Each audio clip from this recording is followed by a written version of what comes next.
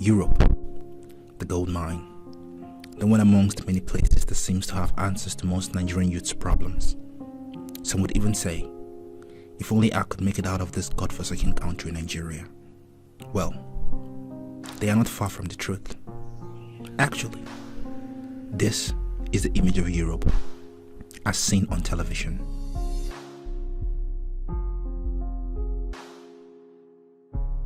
Opulence, riches, nice and fast cars, gold on the streets, beautiful white ladies, and once in a while, the Hollywood celebrators. But this is what you don't see on TV.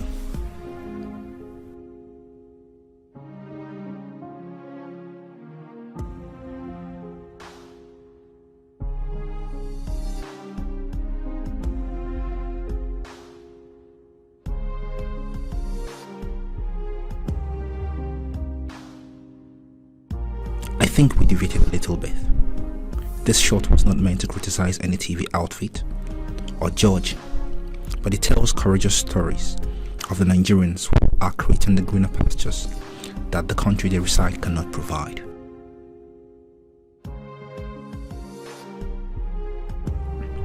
Ukraine, a home to more than 10,000 Nigerians, most of whom came to study and others for some other reasons.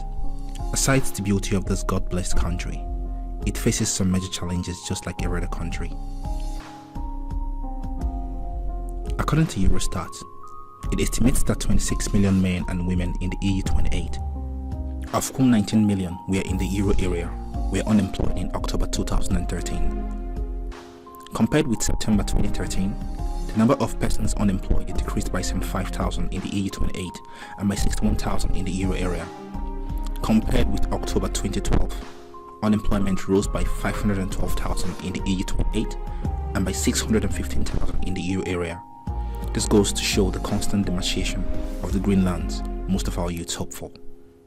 Still again, this is not about the stats. Let's take you to the city that holds about 40% of all Nigerians that stay in Ukraine. Lugansk, the beautiful city of gods and Ukrainian beauties. Lugansk houses at least 3,000 to 4,000 Nigerians, most of whom are students. As you would expect, most came in search of the greener pastures, hoping to work while studying. But unfortunately, Ukraine doesn't offer that for foreigners, at least the ones that came with a student visa. So this being the case, most students depend on the financial support from home for survival. The genes of the country. Then secondly, there are no job opportunities here, so every person is sort of dependent on their parents.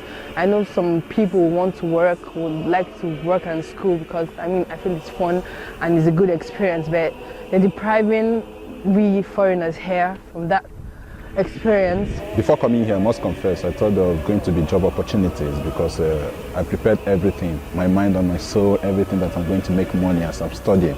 But fortunately, there is no job here for students, especially people that do not come here with business visa. But this documentary is neither about the country, about the students, or even about unemployment, but the story of hope, hard work and courage that emerges from the city that could even be ignored on the map.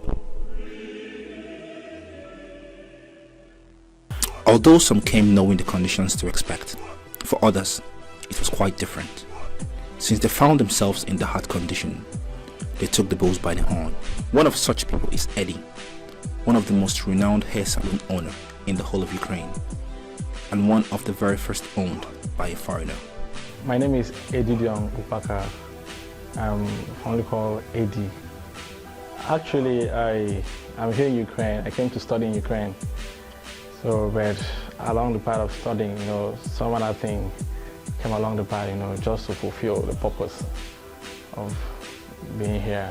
Actually, back home in Nigeria, we always have this impression that when you travel outside, that means all is made. You see, but when I actually came to Ukraine, it was below my expectation. When I came, though before I came to Ukraine, actually the person that's supposed to bring me to Ukraine, same way that Ivy told me they was working in Ukraine. So I actually came, okay, when I come to Ukraine, while I'm schooling, I'm going to work and stuff like that. So but when I reached Ukraine, it was different. Came to realize that students here don't work.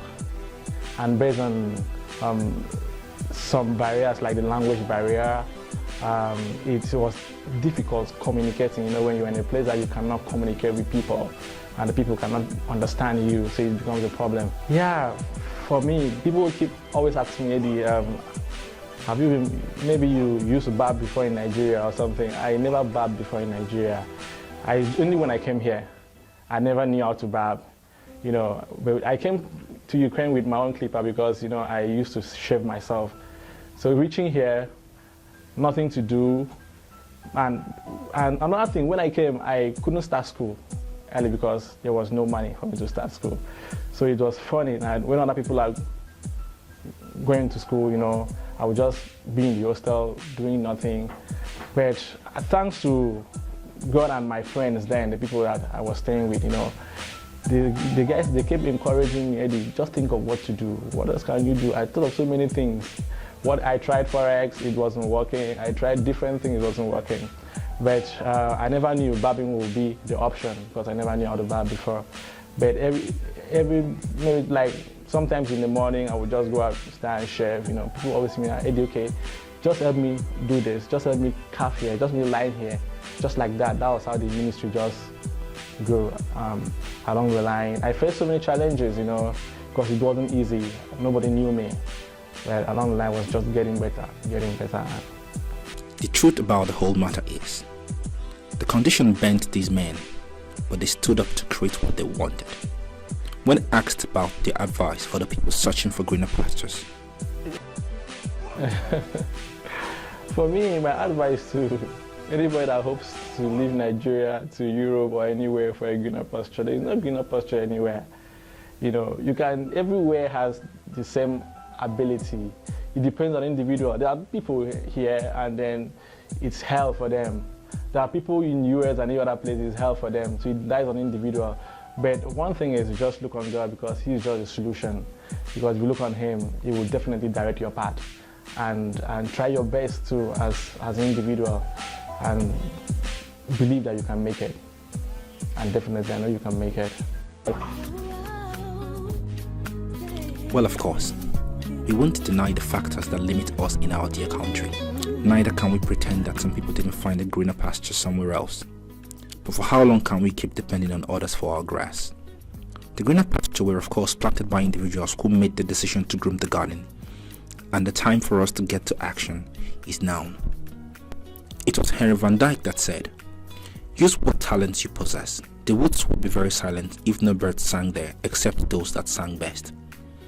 And if we keep our skills and talent from developing because we are hoping to find a greener pasture somewhere, sooner or later, old age would hit us, and only then you will realize that the gold mine you went in search of was right under your apartment.